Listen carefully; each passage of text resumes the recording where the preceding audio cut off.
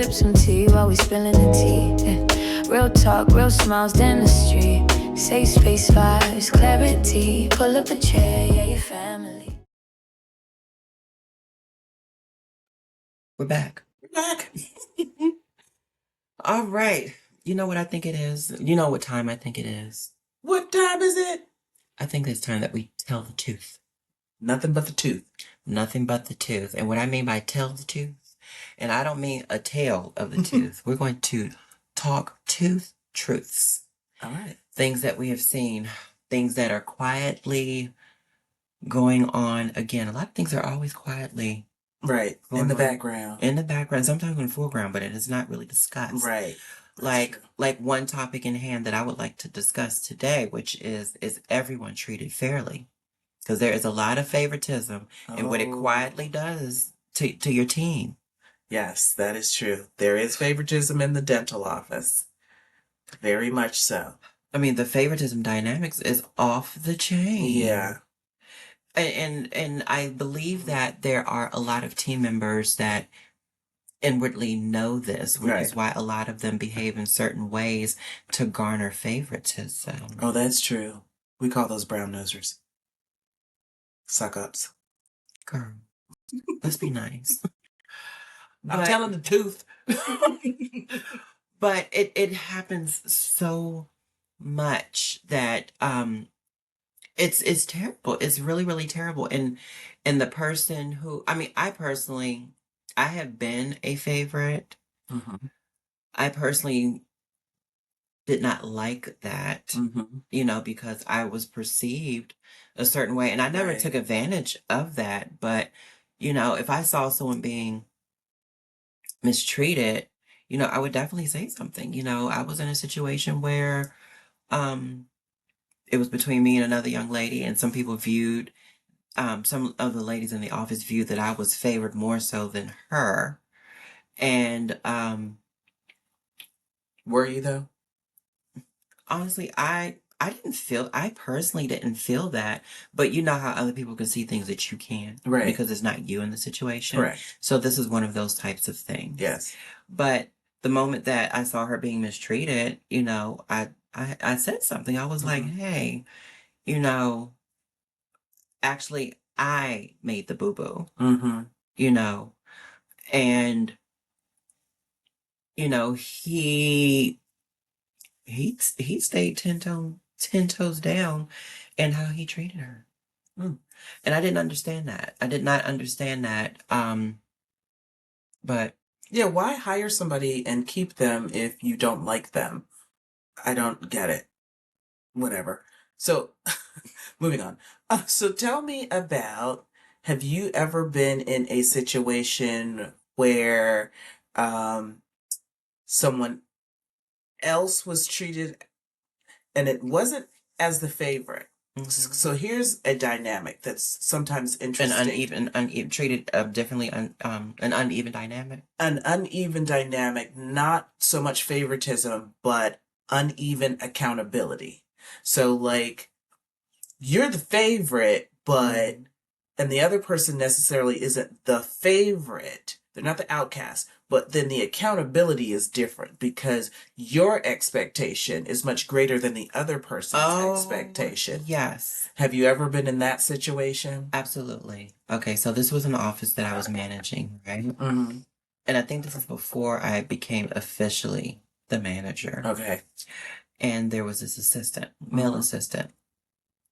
And girl, when I tell you, and I kid you not, this is a true story.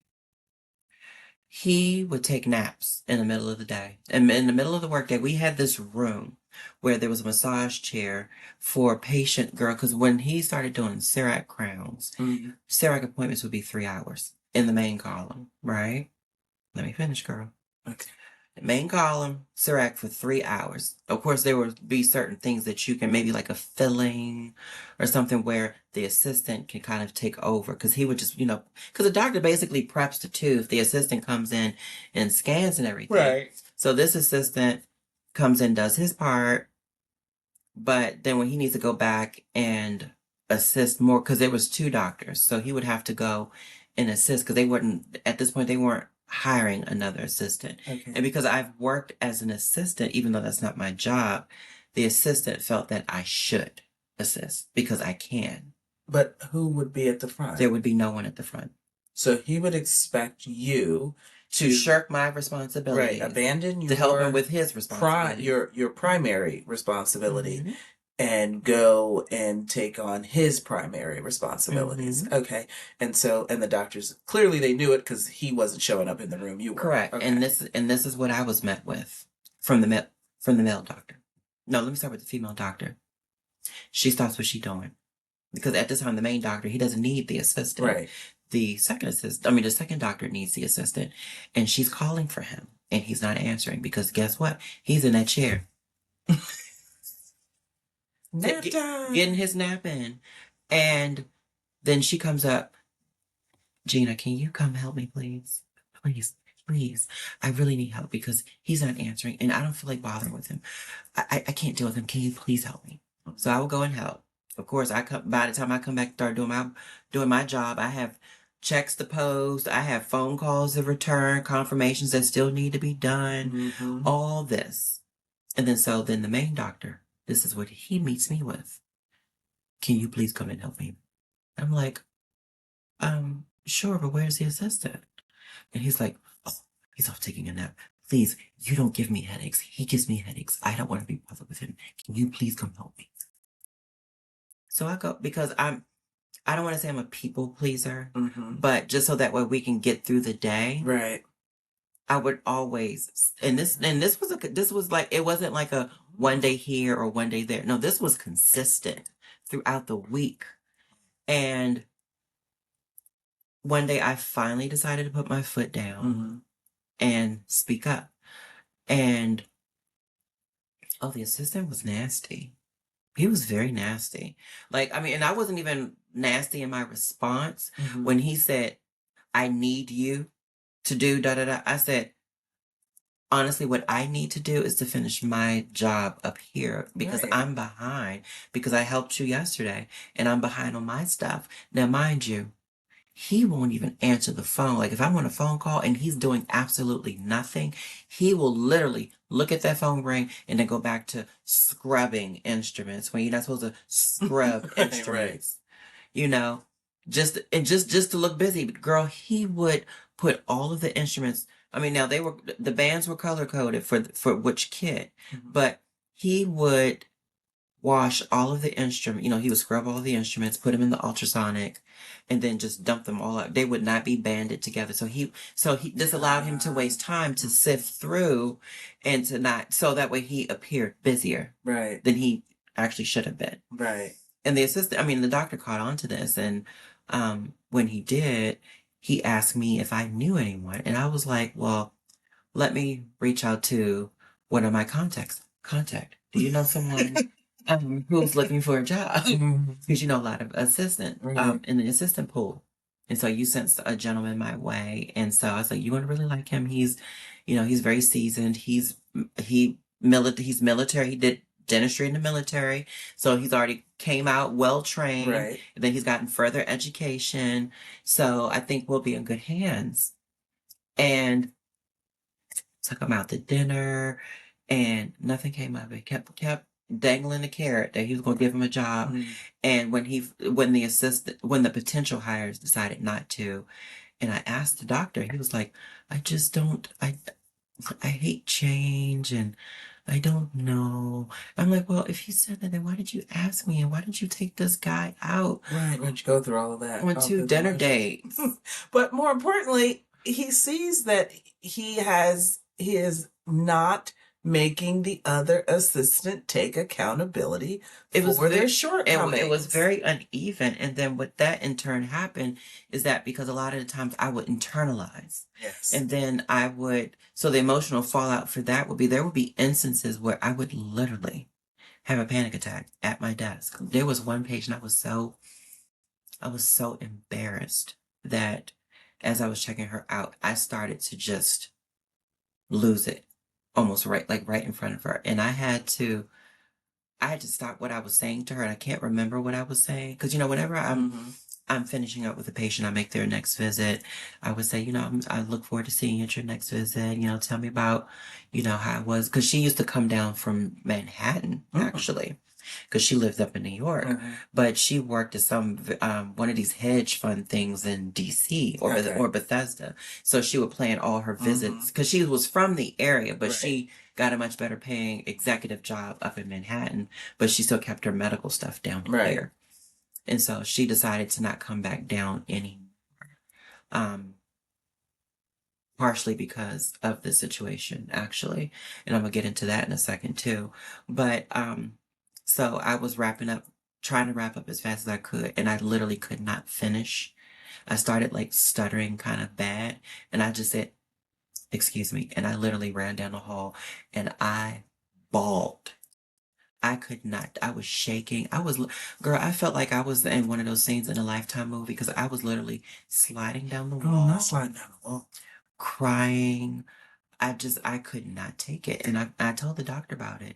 And that's what actually prompted him to search for this gentleman, but to do nothing. And then to do nothing. To do nothing. So, and I'm not making light of the situation, but all I can see is you going, "Excuse me," and then the saxophone getting louder as you run down the hallway. And then it gets real loud as you slide down the wall.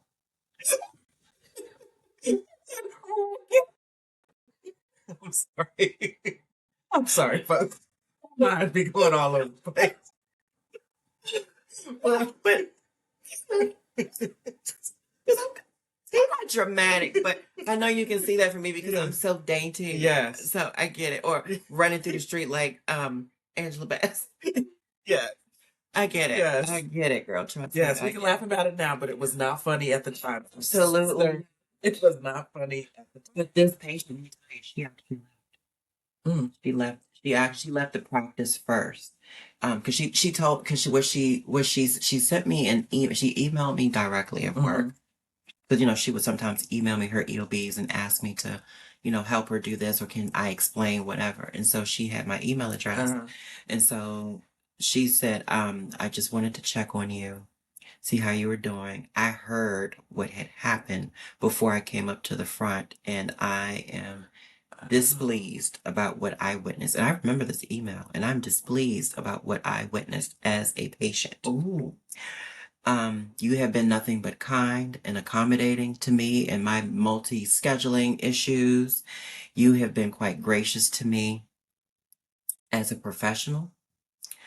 I know that I told you that I would continue to come down there, because I come down from Manhattan quite a bit. But please let Dr. H know that I will not be coming back to see her. I will be seeking dental care. I haven't decided if I'm going to look for another office in Bethesda or if I'm going to just find one while I'm up here in Manhattan. Wow. But I will not be coming back there after what I has saw. So that's a testament to the number one, the uneven accountability was so loud, literally, that a patient decided they didn't even want to come back to possibly have to re-witness something like that. Because what she heard was another one of those situations where, like, as I mentioned, like, I need you to blah, blah, blah, blah, blah. Why he go, and actually, it wasn't even his lunchtime. The Dr. H went to him and she was like, "Hey, I need you." And I'm at lunch. And it wasn't his lunch. He was not supposed to take lunch until 45 minutes before the time he was supposed to take it. So he decided that, he felt like he had carte blanche to do whatever. He did. Well, yeah, because there was no boundary set and there was no accountability. But now, mind you, if I had done that. Right, it would be and let me tell you, I tried it. I tried that. I actually tried that. I tried to set boundaries in saying that, I'm sorry, I can't do it because I have other things that I need to personally do. Girl, do you know that it was a whole meeting about it? It was a whole meeting. Girl, it was on a Friday where there was no patients. It was, it seems that you don't want to be here to me. It seems that you don't want to be here. You were rude to Dr. H. And I'm sitting there like, squeeze me? Excuse me. That's crazy. So that is, I can understand how that can break someone down emotionally, because that is a huge, that's not just a gaslight, that's a torch flame. To come to you in that manner is just wild. That means you thought about all the situations that you have been in and complained about previously, all the situations they have witnessed with the uneven accountability, and they decided that this incident was the one that was the line. To me, that is crazy. What that speaks to is proximity versus performance. Oh, speak on that. So what I mean is, for Peter, he was there, he was kicking about, he was around, but his performance didn't matter. He could perform great one day and crappy the next, and it was fine. But for you, it was a different story. Mm-hmm. Your proximity and your performance mattered. His proximity and his performance doesn't matter. You both are there. You both are there to complete a job. You both are there to help deliver this healthcare to patients. But his performance you said he felt like he had carte blanche. No, he did have carte blanche. And the minute you tried to set a boundary, you're the bad guy. You're the bad guy, so much so that now we have to have a whole meeting with everyone about it, because that was just unacceptable. It was about, well, let me tell you what it felt like. It felt like it was an intervention to me. Right. Like it was, you tried to set a boundary and they were letting you know, no, you don't have any. Mm-hmm. And we want to make it clear as the leaders here that we will not accept your boundary. We will continue to cross those boundaries for you. You are not allowed to have them. Though that was a huge leadership blind spot. Yeah. It was a huge leadership blind spot, in that it's unbelievable to me as a leader. Number one, you didn't nip the things in the bud with the assistant who was not performing well. Mm-hmm. And then when getting PTSD. Sorry, go ahead. When the person who is the most reliable, dependable, you don't give me headaches. Mm-hmm. You decides that they had enough of internalizing all the unbalanced favoritism. Girl, there was some moments where he was also lightweight sexually harassing the patients, male and female. One of them happened to be a family member, an in-law of mine, and he called me livid. And I told the doctor about this. And everything was done. There was no meeting. There was no meeting. It was just him being him. So yeah, that unfortunately, that wasn't a leadership blind spot. There was no leadership. At that point, there's no leaders in there. It was the tail wagging the dog. Oh, explain those to those tail, who don't understand. The tail wagging the dog. When a dog comes up and they're around and they're happy and whatnot, they wag their tail. It was the other way around. And because the dog is in charge when they're happy of wagging their tail. In this instance, no one's happy, but the person who is in charge is actually the tail. So the tail gets to wag everybody else around, have everybody else do what they want, as opposed to the dog having control over wagging his tail. So in that instance, leadership blind spot is not even the word for it. There was no leadership, there was no accountability, clear favoritism, which is something that we know happens, but favoritism in the sense that it wasn't favoritism in what people generally think, like they're outwardly giving someone else praise and gifts and extra favors. It was letting up someone who is inadequate lead, basically, and do whatever it is they wanted to do. Now, how do you repair that relationship? You can't. No, because it actually created for me a lot of resentment. Yes. Because Because there have been times where I had been unhappy and I kind of dipped my toes out a little bit, but I kept trying to extend grace. And I'm like, no, it's going to get better. Right. You know, I just know that it will, because I know that he doesn't mean to do these things. I literally felt like that person, that woman in a domestic abuse relationship, and that's kind of what it was. That's And what I it was. and I knew what it was because I had unfortunately been in that before. So I knew I was late to the sign. I knew the signs. I was slow. I knew that's what I was in, Right. basically. I was just slow to acknowledge it because because I had already put in so many years at this point, and inwardly, deep in the gut, I did not want to have to start over. Right. But then I had a nice conversation with you that you reminded me that a lot of, like, this is not how it was when we first started working.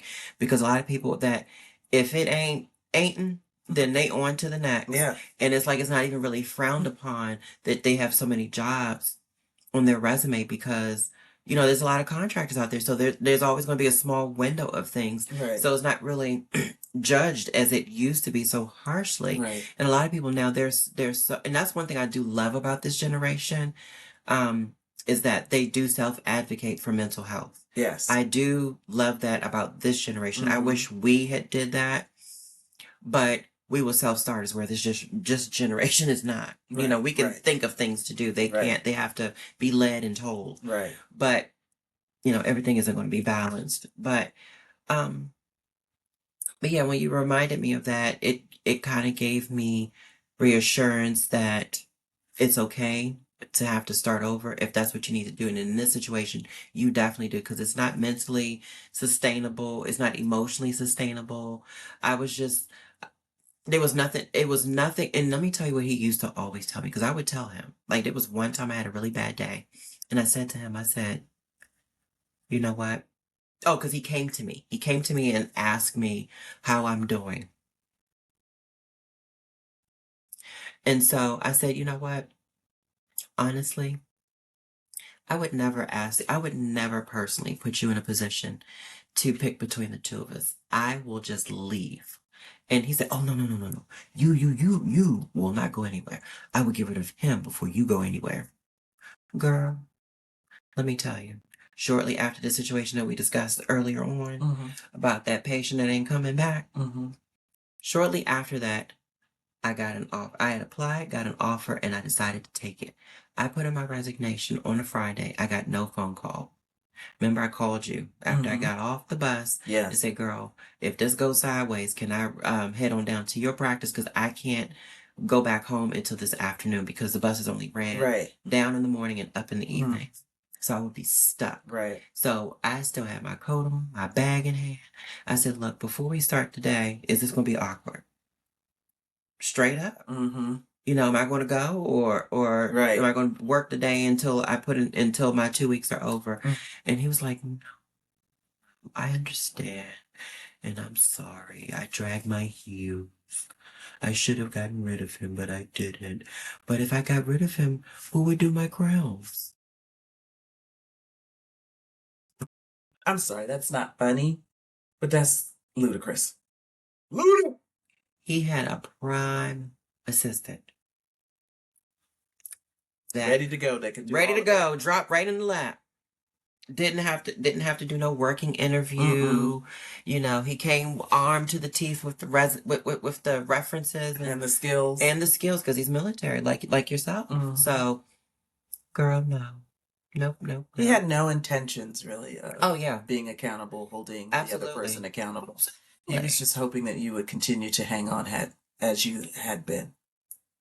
But you know what I told him? I ain't in the mood, Ike. So on that note, so raise a glass and come back. We'll talk to you later. Yeah. This is tea.